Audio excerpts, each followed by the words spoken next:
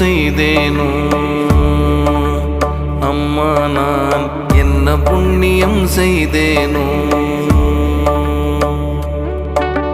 மன்னர் நாதர் அம்பலவர் வந்தார் வந்தார் என்று திரு சின்னநாதம் என்னிரண்டு செவிகளினுள் சொல்கின்றதே. என்ன புண்ணியம்